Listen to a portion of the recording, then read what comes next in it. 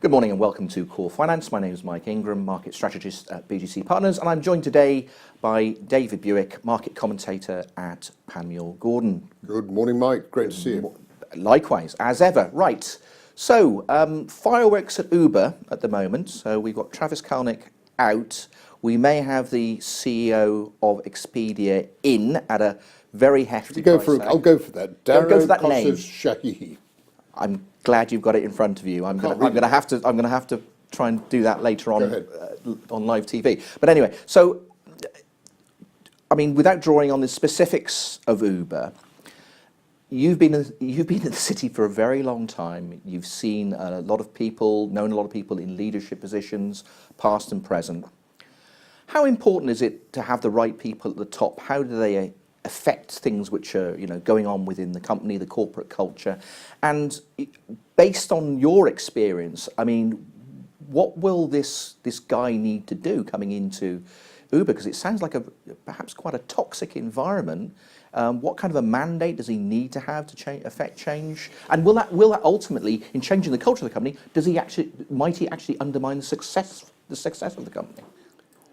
There's a number of factors here. First and foremost, optics and credibility is incredibly important. You weren't even a twinkle in your father's eye, going back a million years when Tiny Rowlands had this wonderful Lonhro. I do remember. I know. Yes.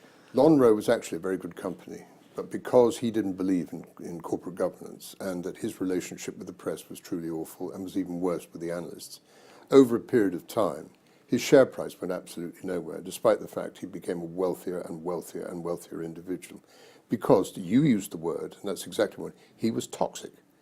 In more recent times, you will recall that I think it was 7 years ago when Mike Ashley brought Sports Direct to the market, and he had a chairman called Jeremy Davidson, I think his name was, who did all he could to put Mike Ashley back in his box and saying, when you're a public quoted company, you have to behave and you have to deliver things in a constructive manner. He went, and then he replaced him with Keith Halliwell, who was probably as qualified to become a corporate director or chairman of a company that, as I was, to be chief of West Yorkshire Police. I mean, well, he's a bag carrier for Mike Ashley. Yeah, but he was just an appalling appointment, but he would do as he's told. Right. As a result of which, from a company, if my memory serves me right, and we've had no preparation, you and I, the shares were issued at 330 pence about 7 years ago.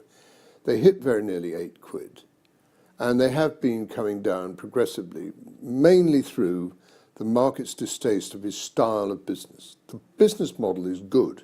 Yeah. But when you think of that warehouse in Derby where he treated his staff disdainfully and disgracefully, and then coupled with the fact that the high street has become much more competitive and JD Sports has recovered and Nike's doing its own marketing, so on and so forth, he struggled a bit. But anybody who writes Mike Ashley off as saying he's got a bad business model is crazy, because his shops are a disgrace. They stack them high, sell them cheap, and the shops look like nothing on earth. Yeah. And I can't not go in there. So whenever I need loads of sports socks and stuff for my family or my children, or footballs or gear or sneakers, I never think of going anywhere else. I don't particularly like the man. And I think, in point of fact, that people respect him. He's taken stakes in Blacks. He took stakes in Debenham. He's got one now in digital. And the guy clearly has got a very good brain. Yeah. But having a business model is one thing. How you display yourself comes completely different. Now, Uber is an outstanding marketing exercise, and they have done unbelievably well. I can't remember the share price, the way it's gone, but it's gone to the moon, basically. And also, if you consider on a similar basis, Tesla, Mr. Musk's company, which is now bigger than Ford, even though we are paying for expectation rather than delivery. And you just hope that Elon Musk is going to handle his corporate governance rather better than others have in order to sustain a share price of that nature. Yes. But I think one of the things that you and I have, well, we've got many things in common, but in the way things have turned out, is the fact that not seriously numbered people as a result of the financial crisis was brought to book. Yes. Or clearly bad behaviour. And I think that has been very disappointing on every account. Wherever you look, it doesn't matter if it's the United States. They've picked on peripheral people. In this country over here, they picked on people like Tom Hayes, who, in the grand scheme of things, are completely irrelevant because the Serious Fraud Office has got such an appalling execution rate of bringing people to justice, if you know what I mean. Yes.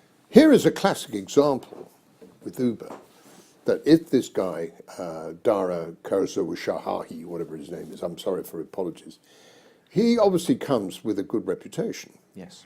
And he is going to cost a lot of money to get him out of Expedia that have done very well. I mean, one hears a couple $100 million, whether that's true over a protracted period of time. Yes. It could well be.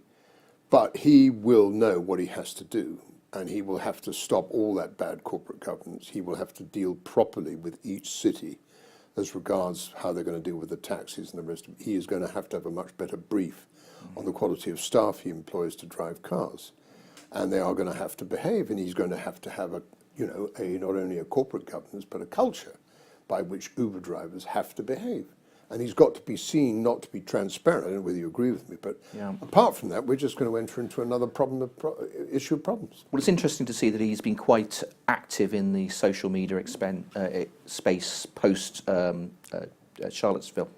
So, you know, criticising President Trump's response or lack thereof. So he clearly has opinions, and he's not afraid of voicing them. I'm just wondering whether he's got sharp enough elbows in the boardroom. Because my understanding, not that I've got any moles or anything there at the board level, I'm told that there's been substantial board infighting following Mr. Kalnick's departure. There are people in both camps, they're feuding. I would have thought if he's going to impose some degree of order on this company, which clearly needs it, heads are probably going to have to roll, and he's going to have to be given that kind of power going into that job. It won't work without otherwise, he's not going to last. But I think we should take comfort from the fact that Expedia is a leisure sector industry. It is a service. Yes. And when you're in services, you confront difficulties and problems more often than you confront success. And so he will know that from where he's come, because don't tell me everybody has a swooning holiday using Expedia and, you know, and everybody lives happily ever after, because the disgruntledness will be there like it is. It's a question of getting it down into single percentages. And he will know that, and he will know how to ingrain a culture into a company whereby it becomes acceptable to shareholders, acceptable to analysts, and those are the two people that you have to persuade more than anybody else. Apart from the fact, the most important is your own staff. Okay, well, we're going to watch the future with interest. Absolutely. So certainly if he doesn't get it right, Uber has a long way to fall. Mr. David Buik, Market Commentator, Panmure Gordon, thank you very much. Michael, a pleasure.